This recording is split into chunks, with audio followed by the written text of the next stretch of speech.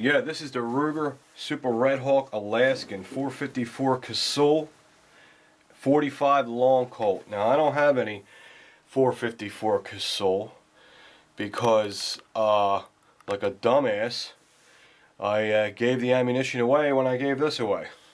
I gave it away. When I traded this in or I sold it, I don't know what the frick I did. I got rid of the ammunition. Never should have do that. Don't ever get rid of ammunition. You never know when you're going to get that caliber back. It's a mistake I just constantly make over and over again. I'm just constantly making that mistake by, if I get rid of a gun, if I have one box of ammo or something, I give it away or whatever. But that's what I did with this. But I do have a couple boxes of 45 Long Colt, which ain't nothing to sneeze at. Look at the size of that thing. That's a cowboy round, 45 Long Colt. The Ruger Alaskan shoots both.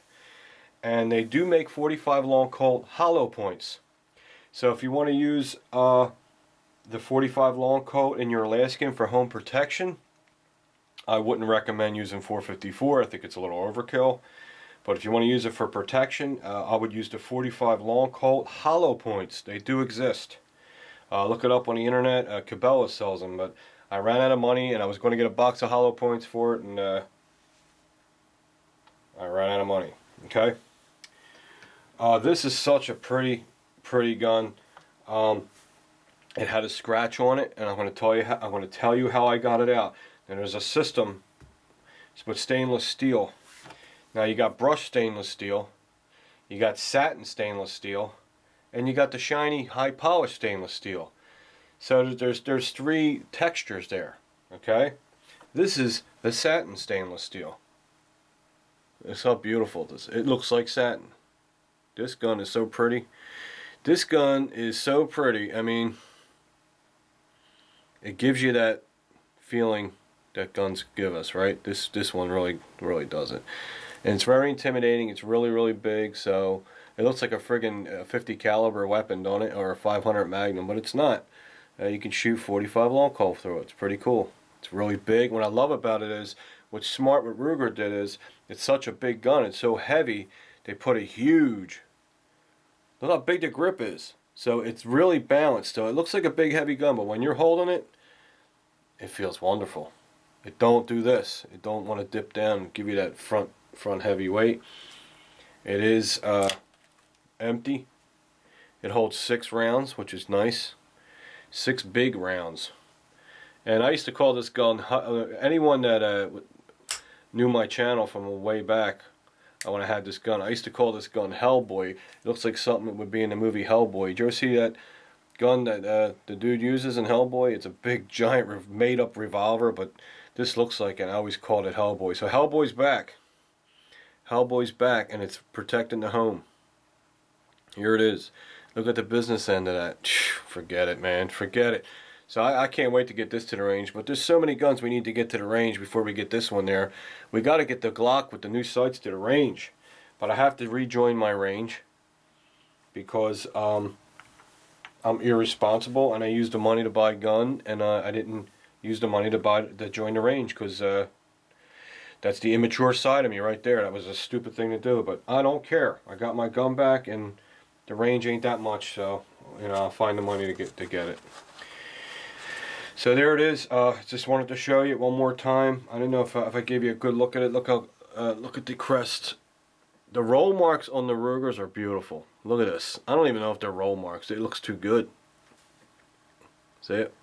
See how nice that is? Sweet. And you got the crest right there. And on the back there's some small print. I don't know if you can see that, but on the cylinder you can see 454 / 45 Colt, 45 Long Colt. Sorry, man, it's a heavy gun, but it's not as heavy as it looks. It looks like it weighs a ton. It's heavy. That's it's just, you gotta hold one. You gotta go and hold one. Now here's what happened. I was at Cabela's. They had one more left. It was on hold. The guy never came and picked it up. The guy never came and picked it up. So they called me right away. They said, Pete, the guy ain't going to come and pick it up. Do you want this 454 Alaskan? I said, shit, yeah, definitely want it. And she's like, okay. And they held it for me. And Cabela's, what's great about them, They will hold a gun for you with no money down for 5 days. Who the hell else would do that? Okay, even though the prices are maybe $30 higher than they should be, so what? You know, because their prices are a little higher than everyone else's. But you get good deals. Like, here's what happened with this. This had a scratch right here. You can't even see it. It was right here. It was a long scratch, and when you put your fingernail over it, it would stop your fingernail. So it's a pretty bad scratch. Can you see where it was? You can't see where it was. It was right here. It's a big scratch. It's gone. You know why it's gone? This is what you do. Like I said, we drifted off topic because I talk like a retard. You have 3 different textures with stainless steel. You have the high polish, which it looks like nickel, but it's just high polish. Which let me go get it. I got one here. I got one here. Let me buff it up because there's fingerprints all over it. And this is not loaded. This is also a 45 long Colt. This is my cowboy gun. These are my 2 Rugers. See the difference? See how it looks like nickel? Very high polish. Very high polish. So you don't want to use 2000 grit sandpaper on this if you have a scratch. You want to try to use flits. If the scratch is real deep, I would take it to a professional. I mean, you could try to hit it with 2000 first and then flits, but you might not be able to get it back, so I wouldn't do that. If you have a light surface scratch, just try to flits it and buff it out, and the shininess will match. If I used flits on this, if I tried to use flits on this, what would happen is it would probably get the scratch out, but then I would have a spot like this, chrome looking spot on a brushed gun. So that would look stupid. So what you do is, if you have satin or brushed stainless steel, you want to use, here it is here. I got a piece right here. I got it from my friend Danny. He's a lifetime friend of mine.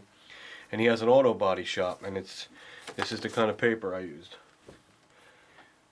2000 grit, see it? Now if you go to an auto body supply, they'll have this. Get yourself some 2000 and some 1000. And maybe some 1500 if it exists. I'm not sure. But this is what I use. I just cut a square out. And I looked at the grain of the steel, which way they were sanding it, and which way they were finishing it, and I just went in the same direction, and it completely erased the scratch. It is completely gone. But this sandpaper matches this finish. That's why I'm trying to tell you this. Glossy, you want to use flits and a buffer because you want a glossy finish when you try to get it out. Now, as far as brushed stainless steel is a little more coarse than this. So I don't know. Maybe you would use 1000 grit, but I'm not telling you. You know what I'm saying? I just happen to have the right sandpaper for the finish, and it don't even look like anyone did anything to it, and that's the whole agenda. I wanted to show you that little trick, you know, in case you guys have a scratch in your gun. And I wanted to show this to my friend that sent me this rag so long ago. I forget who it was, and ain't that a shame? Because this is so long ago. I haven't used it, but I remember he sent me this rag. This lead remover rag, I used it on the gun because this gun was fired. It had powder burn rings in the front. It had powder burns in the back of the cylinder, and it does work. The lead removing rag by Birchwood Casey. You guys need to get one of these. They work really well. You got to rub it a little bit for a while, but it works. It's really, I don't think it's good to use a Dremel all the time, you know what I mean? But this thing had nasty powder burns. Every ring had a black ring around it, and they're gone. And I did it by hand with that lead removal rag. How you like that?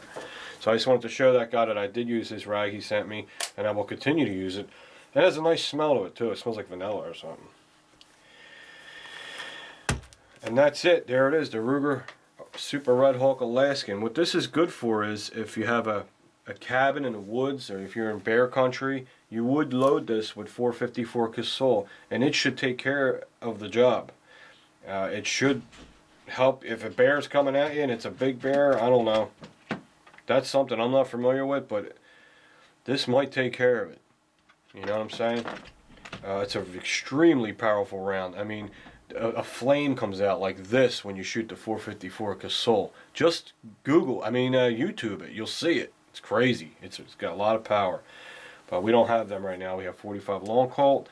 I had this next to my bed, loaded, and it was, it's a revolver, so it's pretty much going to work. So it's on duty right away. That's what I call it. That's all I can say. It's huge, it's obnoxious, and I love it. I just miss having it, and that's it. Hope you liked the video, dudes. I really appreciate you guys watching. And I'm sorry if I don't get back to all your comments and PMs. Don't hold it against me, man. It's impossible. I try to do the best I can.